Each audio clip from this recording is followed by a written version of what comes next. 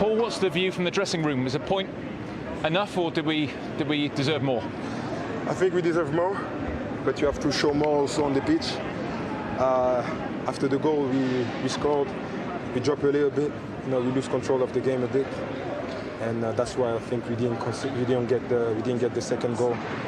I think we dropped a 3-point today. We get 1 point. We stay focused. We won't say obviously we're happy we didn't lose today, and we take this point with positivity. But we know those games. I think at the end of the season, those 3 points will be very important. So today we didn't lose. We got 1 point, and the next game away, we know that those points will be very important for us, and we don't want to give them away. You've equalled the all-time record, 27 away games unbeaten. Is that something that we just talk about, or does it mean anything to you guys? Like I said, it's always good, but I prefer to win the league and don't have the record. So it's good, it's positive. Next time what we want is to have a record of winning away. That would be the best, and not draw when we know we can win this game. Say clean sheet and we concede 1 goal like that. But we learn from that always. Stay positive, and we go again. Another assist, and you also came very close to winning it with that turn in the area and shot just wide. How do you feel your own form is at the moment? No, I think I'm good. I'm good with the team. We all good. Training well. We came back very focused as always, and we want to, like I said, I always give my best on the pitch, give my heart to help my teammates, to help everyone. So we keep it up. We keep pushing, we keep improving, and I wanted to win today, and that's why I'm quite disappointed with the result, but like I said, we take this point. Boss, what did you make of a point in the end? Overall, I think we created enough chances to win it. Played some decent football at times. Then again, we could have lost it, but for a very good save by David. So it's a point from a losing position, but it's not what we wanted. I think we weathered the storm the first 2 or 3 minutes from a couple of set plays, and then we played some very good football ourselves, created chances, big chances on set plays. And when they scored, that was more or less out of nowhere. Foul. 100%. Football can't go from one extreme to the other. And he goes straight through Bruno's hip and with his arm and his hips. So that's a foul, but we should react better anyway. We should do better, just block the shot and make sure that referees' mistakes won't cost us. What was your message at half-time? It certainly seemed to have some resonance with the team. Yeah, I need to sharpen up, more urgency. Still keep believing in ourselves. We played some very good football until we scored, and maybe for another 5 minutes, but after that we sloppy, some sloppy football, maybe because of tiredness. We gifted them a couple of chances, and we could have lost it, as I said. When Mason scored so early in the second half, did you think, yeah, here we go, we'll go on from here? We did the next 5, 6, 7 minutes. I thought, yeah, this is good. We created chances. They had a couple of blocks, and we did have opportunities. But then I always believe in these players. Of course I do. But a point when you're not at your best, yeah, sometimes it's not the worst. Yeah, it's a point from a losing position, but still we want 2 more in every single game. But now it's about working on fitness, some couple of other issues that we need to sort, and then we should be ready for Wolverhampton. Having another week in training for the new guys, for players like Cavani, could that be important? A free week of training ahead of next week? We're still very early on, and we need to work to get them fit, and we'll be better off next week. Finally, just to have the goal at this end where the fans are, and indeed home fans as well. I mean, it does make a big difference. It does. This is football. This is, you have to handle the away home fans, or when you're away, the opposition's fans. And I thought we did that at times, and at times we let the crowd get to the referee or get to us maybe. So we'll get used to proper football again. Thanks a lot, Ollie. Cheers. Thank you. Through COVID, we'll have much more on that fixture in a moment. Let's just reflect on that 1-1 draw at St Mary's. It was 1-0 to Southampton at half-time. Manchester United got level, Tony, and you expected them to go on from there. Yeah, absolutely. Got the equaliser. Here it is here. Great work by Pogba.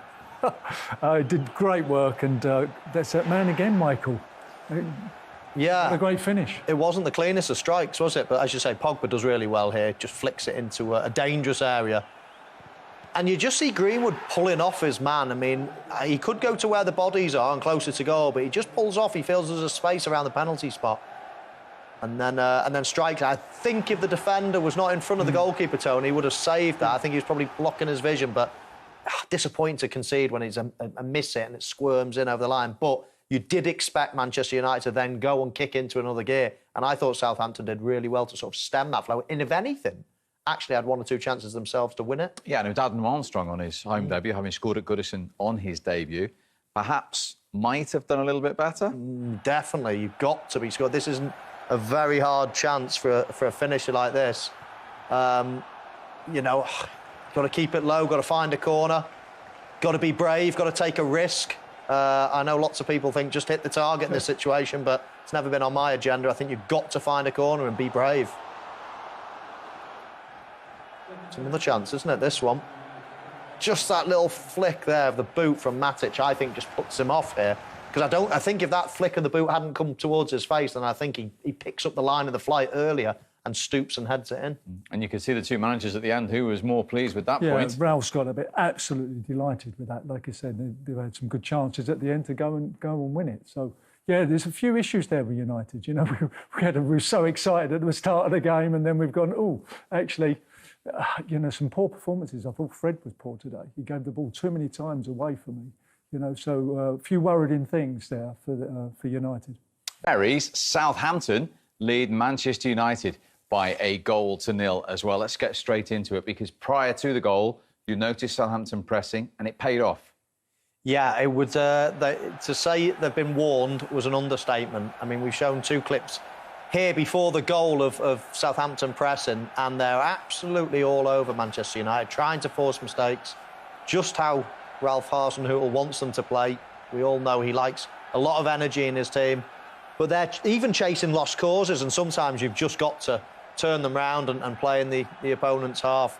They give them a lot of encouragement, and then the first goal came because of it. I mean, you see them winning a free kick here, but this is the goal, and you see again all the Southampton players, all their bodies trying to win the ball back. They do win the ball back. Whether it's a foul or not, we'll probably debate in a bit. I think not. And then a lovely little bit of play on the edge of the box, and they get a bit of luck with the finish. But, you know, they've worked hard for these opportunities, and they're closing down. It's the way Ralph Hasenhüttl plays, Tony, isn't it? Yeah, excellent. Full press, brilliantly closed down. And United's got to be very careful in these Foul areas. for you here? No, he's got the ball back, done brilliantly. And some, like Michael said, some great, clever work around the edge of the box, and they did get an enormous bit of luck. But no, in there, go on, there you go. I'll take that. Push him over. Had you said a centre-half was a foul there, I would have really worried about your state of mind today. But after that, the debate was whether it was Che Adams' goal or Fred own goal. Yeah, it was a debate. And then when you see this angle, you quite clearly see he mis-hits it, really. It's going way wide of the goal, and the deflection takes it inside the near post. So I've got no problem with them awarding the own goal for Fred. And he's not had the best of halves, Fred, sadly for him. No. United started brightly. They've had chances, hit the woodwork, but not been clinical in front of goal, Tony. Yeah, a couple of chances from wide free kicks. And this is bad defending, really, from Southampton. They've held a line and they've not got back in there and defended it, and got very, very fortunate. You know, they've got a good line. It's a good starting point. It's no problem, but they need to drop off. Great example there. I wish they did that. They didn't do that, and Man United should have scored. 2 opportunities, didn't they, as well? And the same thing here was the opposite side, and pretty much the same mistake they made, Tony. Exactly that, Michael. Not dropping off. You know, you hold the line for a reason. You just can't stop. You have to drop off again, like illustrated. Go and defend it. Go and defend it. And they didn't. Give a couple of chances there. They got away with it, Southampton. Got away with it. This was the Matic header just before half-time. Yeah, interesting, the outswinging corner, nobody on the posts. I think with the outswinger, you can afford to almost clear the decks, and you see the goalkeeper's got nobody around him, so even if he makes a mistake, there's nobody really picking up the pieces there. But that was as much as Manchester United had, which is worrying because we saw how good they were first game against Leeds, and they've hardly created anything so far. Yeah.